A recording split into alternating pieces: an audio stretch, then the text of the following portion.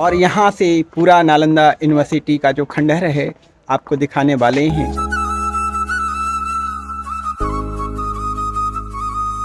बिल्कुल सामने आप देख रहे हैं समाधि स्थल।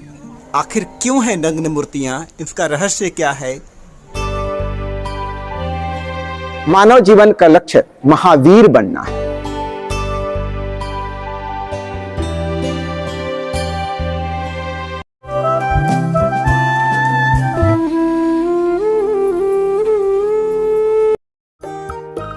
और यहाँ से पूरा नालंदा यूनिवर्सिटी का जो खंडहर है आपको दिखाने वाले हैं। हमारे प्राचीन बिहार के गौरव के अवशेष को आपको दिखाने वाले हैं। कितना समृद्ध सभ्यता था, संस्कृति थी, शिक्षा का कितना बड़ा केंद्र था हमारा बिहार, उसका आगे भी एक झलक देखेंगे और आपको गर्व महसूस होगा। तो चलिए शानदार यात्रा नालंदा महाविहार की यहाँ मेन प्रवेश द्वार से शुरू करते हैं। जैसे ही आप नालंदा विश्वविद्यालय खंडहर मेन प्रवेश द्वार से इंटर करेंगे आपको मिलेगा विहार संख्या 5। विहार संख्या 5 के उत्तर दक्षिण भुजा में 3-3 क्लास हैं, जबकि पूर्वी भुजा में 8-8 क्लासों की 2 पंक्तियां हैं। कुछ के सामने बरामदा है, कुछ आपस में जुड़े हुए हैं। और सबसे बड़ी बात विहार संख्या 5 की, यहाँ पर कोई मंदिर नहीं है और एक गुप्त वंश में बनाए गए थे। और अब हम आपको दिखा रहे हैं नालंदा विश्वविद्यालय के मोटे मोटे लंबे लंबे दीवार, जिस पर ट्रक बस चल सकता है। इतनी चौड़ी दीवारें होती थी, लगभग 10 फीट चौड़ी दीवारें। बिल्कुल सामने आप देखिए विहार संख्या 1।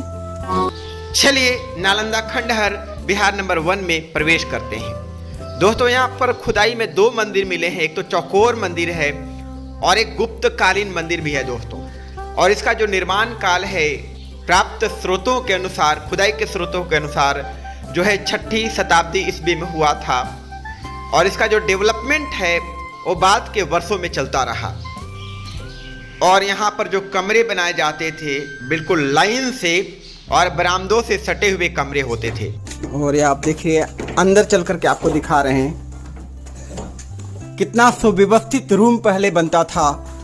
और एक रूम से दूसरे रूम में जाने के लिए ये आप देख रहे हैं सुरंग। और कितनी चौड़ी दीवार है, ये भी 10 फीट से ज्यादा चौड़ी दीवार है दोस्तों। उस साइड में एक और रूम है। और विहार 1 में जो कमरे हैं 2 फ्लोर के बनते थे। सेकेंड फ्लोर में 34 कमरे मिले हैं दोस्तों। और दोस्तों पूरे नालंदा विहार को ब्लॉक वाइज डिवाइड किया गया था। एक ब्लॉक में 35 स्टूडेंट्स रहते थे और एक कमरे में ओनली 1 स्टूडेंट। और एक ही सब्जेक्ट के विद्यार्थी रहते थे। अगर हिस्ट्री तो केवल हिस्ट्री, ऐसा नहीं, मिक्सिंग नहीं होता था।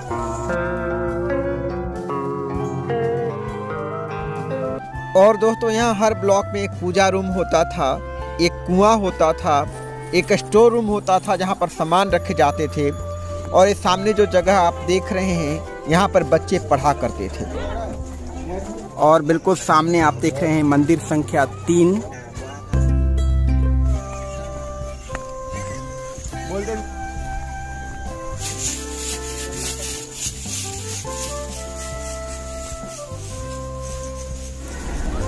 नालंदा विश्वविद्यालय की खुदाई में अब तक 13 मठ मिले हैं, जो कि 1 से अधिक फ्लोर्स के होते थे।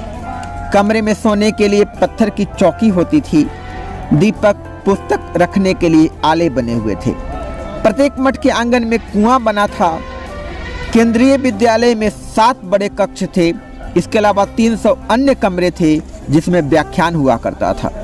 8 विशाल भवन, 10 मंदिर जिसमें भगवान के बुद्ध के मूर्ति होते थे, प्रार्थना कक्ष, अध्ययन कक्ष, सुंदर बगीचे और झीलें भी हुआ करती थी। आप अंदाजा लगा सकते हैं कितना भव्य रहा होगा नालंदा विश्वविद्यालय।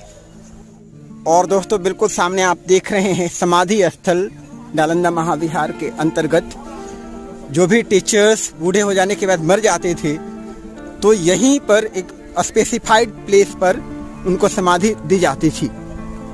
उनके अवशेष यहाँ पर आप देख रहे होंगे। और ये आप देख रहे हैं मनौती स्तूप।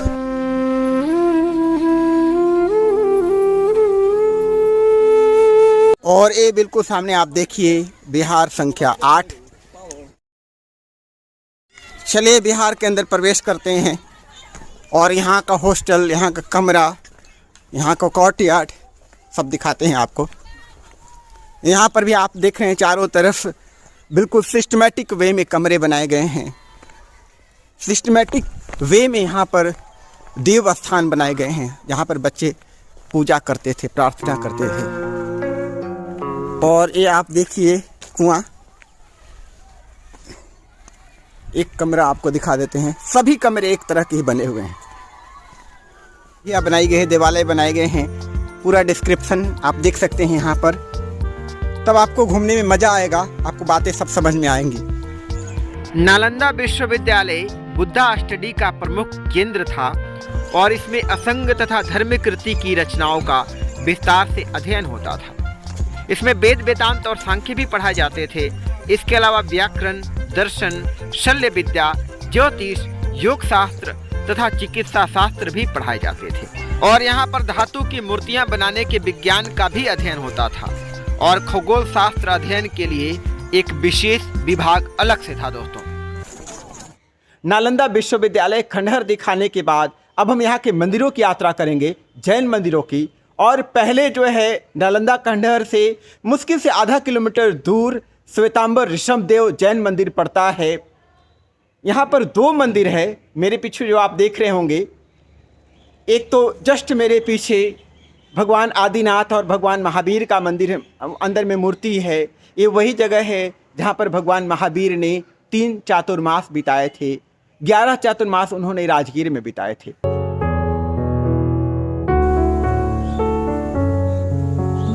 और मंदिर की दीवारों पर आप देख रहे हैं नग्न मूर्तियाँ। आखिर क्यों है नग्न मूर्तियाँ, इसका रहस्य क्या है, आपके मन में कौतूहल होगा। वास्तव में जो नग्नता होती है हमारे मन मस्तिष्क में होती है, हमारे विचारों में होती है, जिसे त्यागना पड़ता है। जब हमें अंदर प्रवेश करना है, उसके बिना हम अंदर प्रवेश नहीं कर सकते हैं। अपने अंतर हृदय में, अंतर चेतना में, जो उसका सूचक एक मंदिर है, उसका सूचक मंदिर के अंदर का देवता है। और बिल्कुल सामने आप देख रहे हैं भगवान आदिनाथ का, भगवान महावीर का अंदर मूर्ति है। और बिल्कुल सामने आप देख रहे हैं गौतम स्वामी का बर्थ प्लेस, भगवान महावीर के पहले डिसाइपल शिष्य।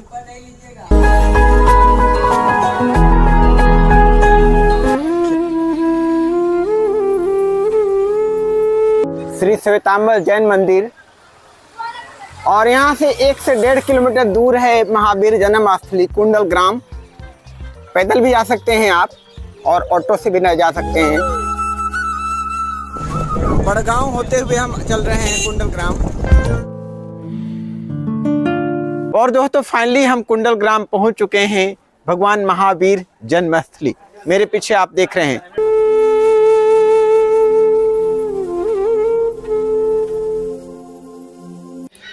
बिल्कुल सामने आप देखिए विश्व शांति तीर्थंकर महावीर मंदिर।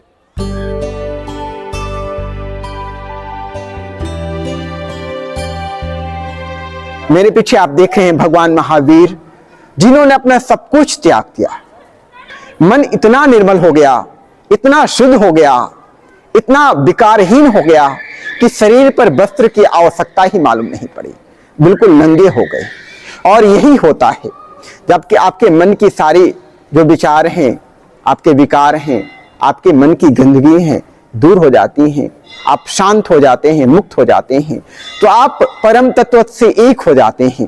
फिर एक शरीर नहीं रह जाता है, सब एक हो जाता है, एकात्म में सब कुछ विलीन हो जाता है, सारे शरीर मिलकर एक हो जाते हैं। वही अवस्था महावीर की अवस्था है। और हम सबका लक्ष्य, मानव जीवन का लक्ष्य महावीर बनना है। वीर नहीं, महावीर, जिसने काम, क्रोध, लोभ, मोह और अहंकार पर विजय पा लिया हो, उसे कहते हैं महावीर। जिसने सबको जीत लिया हो, पूरे दुनिया को जीत लिया हो, पूरे ब्रह्मांड पर विजय जिसने प्राप्त कर ली हो, उसे कहते हैं महावीर। तो महावीर भगवान से आप प्रेरणा जरूर लीजिएगा, यहाँ पर जरूर आइएगा। और बिल्कुल सामने आप देख रहे हैं नंदावर्त महल, नंदावर्त महल के बारे में हम जानेंगे। इन नंदावर्त महल के बारे में बताइए। भगवान महावीर स्वामी का जन्म इसी नगरी में, बिहार के नालंदा जिले के कुंडलपुर नगरी में जन्म हुआ था। अच्छा। इनका महल 7 मंजिल का था। हाँ। इतिहास के अनुसार हाँ। जो 7 मंजिल का दिखाया गया है, मगर अंदर से 3 फ्लोर है। इसलिए कि 7 फ्लोर बनाया जाता है तो मंदिर से ऊंचा महल हो जाता है, इसलिए 3 फ्लोर के रूप में इसका रखा गया है। तो बिल्कुल सामने आप देख रहे हैं नंदावर्त महल। भगवान महावीर के बर्थ प्लेस को नंदावर्त महल कहा जाता था, जिसमें 7 मंजिल होते थे। और यहाँ पर म्यूजियम भी है, जहाँ पर भगवान महावीर के जन्म से लेकर महापरिनिर्वाण तक की अवस्था को दिखाया गया है। Wow, beautiful.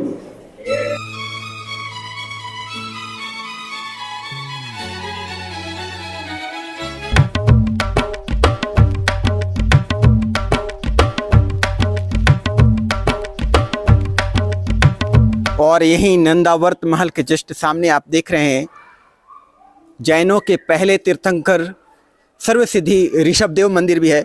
यहाँ पर कुल 4 मंदिर हैं।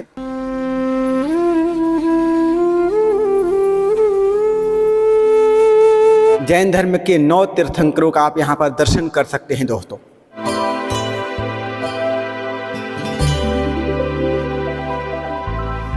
दोस्तों, नालंदा जैन श्वेतांबर मंदिर की यात्रा करने के बाद अब हम वेनसांग स्मृति भवन आ चुके हैं। वेनसांग भारत में आए थे 629 ईस्वी में यहाँ पर पढ़ाई करने के लिए, और 15 वर्षों तक भारत में रहे, यहाँ नालंदा में रहे। उन्हीं की स्मृति में चाइना और भारत सरकार के सहयोग से यह स्मृति भवन बनवाया गया है। बड़ा सा गेट है और इसका जो दरवाज़ा आप देख रहे हैं कॉपर का बना हुआ है। और अंदर चल करके आपको दिखाएंगे उनकी याद में जो रखी गई चीज़ें हैं वो आप देखेंगे दोस्तों। तो जब भी आप नालंदा आएँ तो वेनसांग स्मृति भवन यहाँ पर जरूर आएँ। इसे नौलखा मंदिर के नाम से भी जाना जाता है। और हम टिकट भी ले चुके हैं, 10 रुपये का टिकट है अंदर जाने के लिए। गार्ड साहब अंदर आ चुके हैं और बिल्कुल सामने आप देख रहे हैं वेनसांग के स्मृति में बनाया हुआ मेमोरियल वेनसांग स्मृति भवन।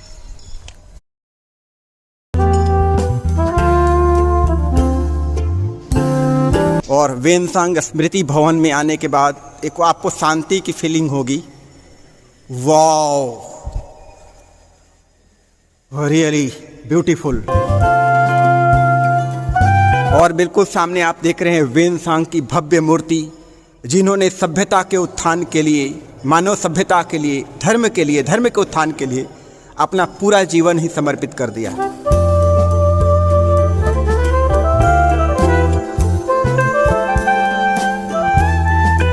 और ये आप देख रहे हैं पिलग्रिमेज लेगेसी ऑफ वेनसांग।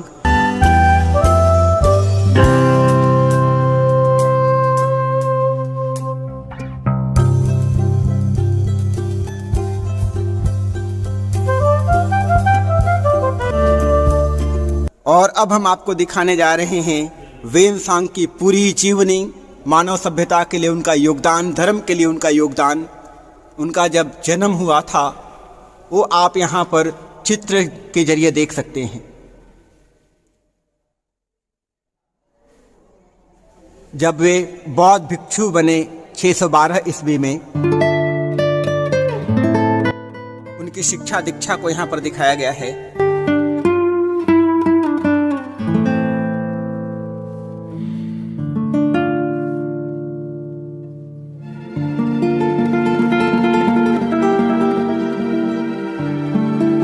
जब 627 में बौद्ध धर्म की शिक्षा ग्रहण करने के लिए जब चीन से उन्होंने यात्रा शुरू की भारत के लिए, उसको आप यहाँ पर चित्र प्रदर्शनी के जरिए देख सकते हैं। जब उन्होंने समुद्र की यात्रा शुरू की थी, जब उन्होंने बर्फीले पहाड़ों को पार किया,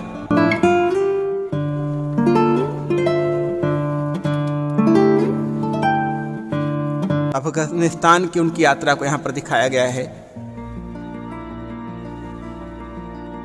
और जब वो रेगिस्तान में भूखे प्यासे तड़पते रहे अपनी यात्रा के दौरान,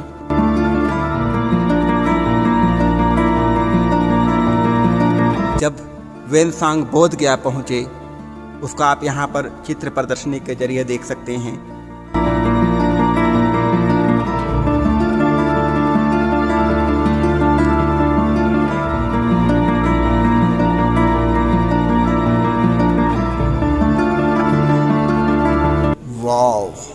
ब्यूटीफुल। ऊपर में भी फोटो फ्रेम में वेनसांग की यात्रा को दिखाया गया है और उस तरफ भी चित्र प्रदर्शनी लगाई गई है। बौद्ध धर्म के लिए उनका क्या योगदान रहा था वो आप यहाँ चित्र प्रदर्शनी के जरिए देख सकते हैं, जान सकते हैं।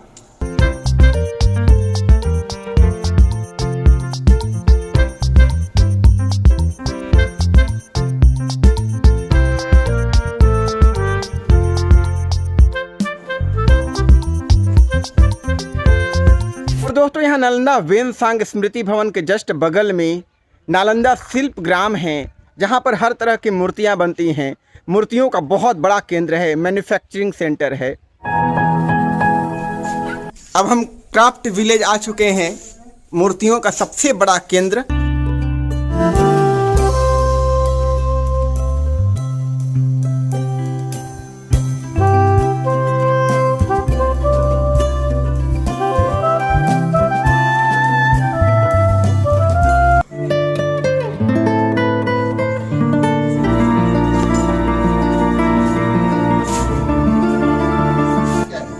ये मूर्ति सारा कितने कितने का दे रहे हैं? ये सब 30 रुपए में। कोई भी किस चीज का बना हुआ है? मार्बल डस्ट का। और सबसे बड़ी बात जो मूर्तियों का, जो मार्बल डस्ट का बना हुआ है, इसका कलर कभी फेड नहीं होगा, कलर एज इट इज रहेगा। परंतु प्लास्टर ऑफ पेरिस की जो मूर्तियां हैं 20 रुपीज की हैं, सारा गिफ्ट वाली, इनका कलर जो है फेड हो जाएगा एक समय के बाद। दोनों में डिफरेंस यही है।